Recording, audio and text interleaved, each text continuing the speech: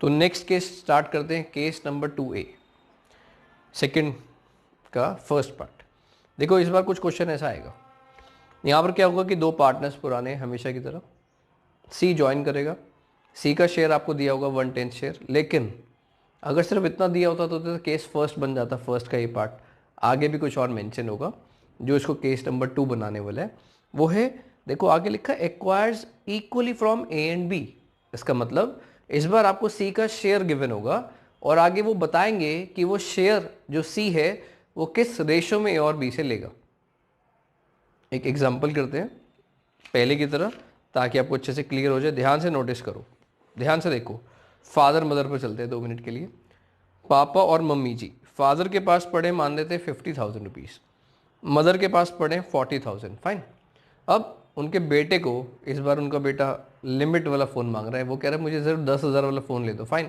तो सी को कितने पैसे चाहिए? 10,000। सी उनका बेटा है, गलत मत समझना। तो सी को 10,000 रुपये चाहिए। वो बोल रहा है जी मैं, एक कंडीशन है मेरी। क्या कंडीशन है जी?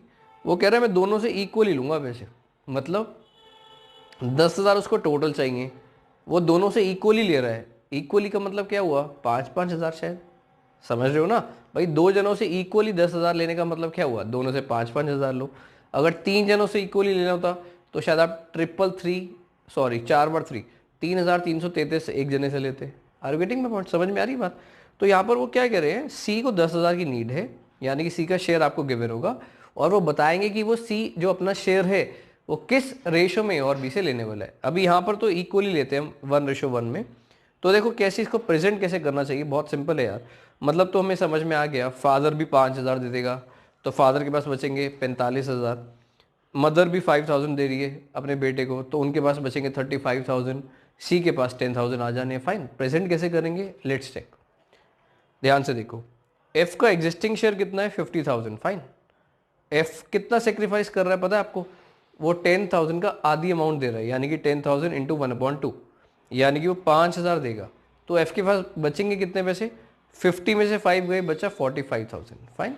तो एफ के पास बचेंगे 45। बस उसको प्रेजेंट ऐसे करना है यार, आंसर्स तो ओरली निकल रहे थे। एम की बात करते हैं जी। मदर का एग्जिस्टिंग शेयर कितना था? 40, उन्होंने भी 5 की हेल्प करी तो एम का सेक्रीफाइस लिख लिया 5,000। एम के पास कितने बचे? 35,000 रुपीज़, फाइन। सी के पास 10,000 है, तो अगर इनकी रेशो निकालेंगे तो 45:35:10। क्या ये और छोटा हो सकता है? Answer is yes. ये 5 से सब कटते हैं तो आंसर आएगा 9:7:2। सिंपल है यार, बच्चों वाली चीज़ है। अब इसको जरिए चीज़ फ्रैक्शन में समझने की कोशिश करते हैं। ध्यान से देखो, ये हमें गिवन था कि फादर और मदर, एग्जाम्पल लेते हैं, फादर और मदर प्रॉफिट शेयर करते हैं 5:4 में, क्योंकि अभी इनके पास पैसे नहीं होंगे, है ना। अब हमें रेशियो में आंसर को निकालना होगा। मज़ा आ रहा है नहीं आ रहा? अच्छे से समझ में आता होगा एग्जाम्पल से शायद। सी 1/10 शेयर मांग रहा है और वो कह रहा है मुझे इक्वली चाहिए, फादर और मदर से हाफ हाफ। दैट मीन्स, अच्छा 1/10 का हाफ मुझे बता सकते हो कितना होता है? 1/10 का हाफ 1/5 नहीं होता, 1/20 होता है। 1/10 का आधा मतलब इंटू 1/2 करोगे ना, 1/10 इंटू 1/2, तो दैट विल बी 1/20, नॉट 1/5। ये बात का ध्यान रखना। 1/5 तो उसका डबल हो जाएगा बच्चों, उसका हाफ करना है आपको। तो 1/10 का हाफ मतलब उसके डिनोमिनेटर को 2 से मल्टीप्लाई करना, तो दैट विल बी 1/20। तो 1/20 वो फादर से शेयर लेगा, 1/20 मदर से लेगा, फाइन। प्रेजेंट कैसे करेंगे? सेम वे में। सबसे पहले लिखा एफ का एग्जिस्टिंग शेयर कितना था? 5/9। एफ सेक्रीफाइस कितना कर रहे हैं? 1/10 का हाफ पार्ट, यानी कि 1/20। तो एफ के पास कितने शेयर बचेगा? 5/9 माइनस 1/20, जो उसके पास पहले अपने शेयर था उसमें से माइनस किया जितना उसने अपने सेक्रीफाइस किया अपने बेटे के लिए, फाइन। तो एफ के पास बचा 91/180 शेयर, फाइन। देखो रिलेट करो ना साथ साथ, समझ में आ रहा है? रिलेट कर पा रहे हो ना? इसके बाद मदर की बात करते हैं जी। मदर का एग्जिस्टिंग शेयर कितना था? 4/9 था। मदर ने भी कितनी हेल्प करी? 1/20 की हेल्प करी। तो मदर के पास कितना बचेगा? 4/9 माइनस 1/20। तो इससे आंसर आपका आएगा बच्चों 71/180, 71/180, फाइन। अब बात करते हैं सी की। सी का शेयर तो ऑलरेडी गिवन था 1/10। अब उन दोनों के नीचे 180 आ रहे हैं डिनोमिनेटर में, तो सी को 180 कैसे बनाओगे? 18 से मल्टीप्लाई डिवाइड कर कर। तो 18 से मल्टीप्लाई डिवाइड कर लो यार, तो आता है 18/180, फाइन। अब तीनों के आंसर्स निकाल दो। न्यू प्रॉफिट शेयरिंग रेशो होगी 91:71:18। सिंपल था। अब चेक करें क्वेश्चन हम लोगों को कैसे प्रेजेंट करना होगा, तो एग्जाम्पल था।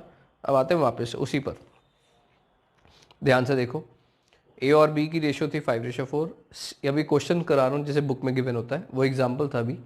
सी 1/10 शेयर के लिए आ रहा है, वो बोल रहा है कि मैं इसको इक्वली लेने वाला हूँ ए और बी से। अभी आपको समझ में आ गया, ध्यान से देखो। सबसे पहले लिखेंगे ए का एग्जिस्टिंग शेयर कितना है 5/9। ए ने कितना सेक्रीफाइस करा 1/10 का हाफ यानी कि 1/20। तो ए के पास कितना बचा 5/9 माइनस 1/20 दैट इज 91/180। बी का भी ऐसे निकाल लेंगे तो आएगा 71/180। सी का शेयर ऑलरेडी था, 18 से मल्टीप्लाई डिवाइड कर बेस सेम किया तो आया 18/180। फाइन। तो न्यू प्रॉफिट शेयरिंग रेशो आती है, सबके न्यूमरेटर्स ले लेते हैं 91:71:18। इसको शायद और छोटा नहीं किया जा सकता, सॉरी। तो फाइनली आंसर क्या बना बच्चों 91:71:18। सिंपल। अच्छे से बात समझ में आती है। अगर आपको लगता है कि आपको करके देखना है, मैं तो प्रेफर करूँगा कि आपको करके देखना चाहिए। अब आप वीडियो को यहाँ तक दोबारा से प्ले कर सकते हो, साथ साथ लिख कर सकते हो, या फिर आप क्वेश्चन नोट करके खुद ट्राई कर सकते हो, आपको आ जाना चाहिए। फाइन। अब आते हैं केस का सेकंड का बी पार्ट, केस 2 का बी पार्ट। अगर आपने भी केस 2 का ए पार्ट नहीं करके देखा तो पहले प्लीज़ उसको करके देख लो, ताकि आपको ये वीडियो बहुत अच्छे समझ में आए बच्चों, है ना। ये बहुत इंपॉर्टेंट कोर है चैप्टर का, जो आपको मेन क्वेश्चन में हेल्प करेगा। तो समझ जाओ यार, इसका रोल 8 मार्क्स से क्वेश्चन में है ना, तो दैट मीन्स यार ऑटोमेटिकली बहुत इंपॉर्टेंट चीज़ है यार, तो हम लोग इसको हल्के में नहीं ले सकते। जैसे मैं आपको इंस्ट्रक्शन दे रहा हूँ, प्लीज़ उसको फॉलो करना सीखो। फाइन। तभी लाइफ में कुछ अच्छे रिजल्ट मिल पाएंगे आपको। चलो देखो, यहाँ पर एक छोटा सा चेंज आ जाएगा। ए और बी की रेशियो 5:4 है, बिल्कुल सेम। सी का शेयर 1/10। यहाँ पर वो इक्वली ना एक्वायर कर किसी और रेशियो में एक्वायर कर रहे हैं। देखो यहाँ पर लिखा है acquires in 3:1 from A and B.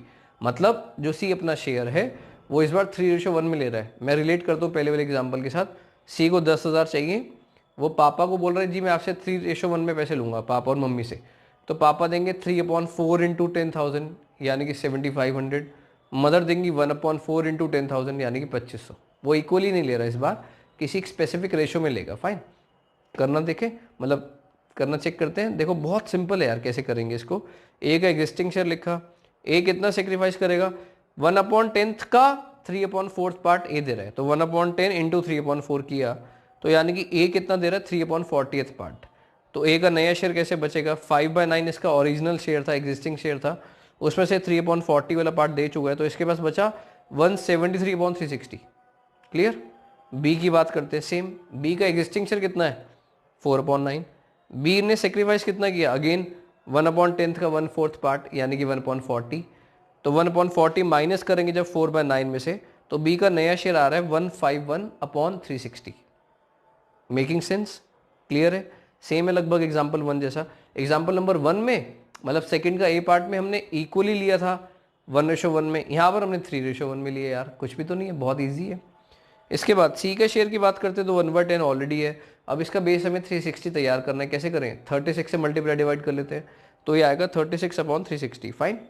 तो न्यू प्रॉफिट शेयरिंग रेशो कितनी आती है 173, रेशो 151, रेशो 36। इसको भी शायद सिंप्लीफाई मेरे ख्याल से नहीं किया जा सकता है ना, तो छोड़ देते हैं यहाँ तक। तो इसी के साथ हमारा केस सेकंड भी हुआ कंप्लीट।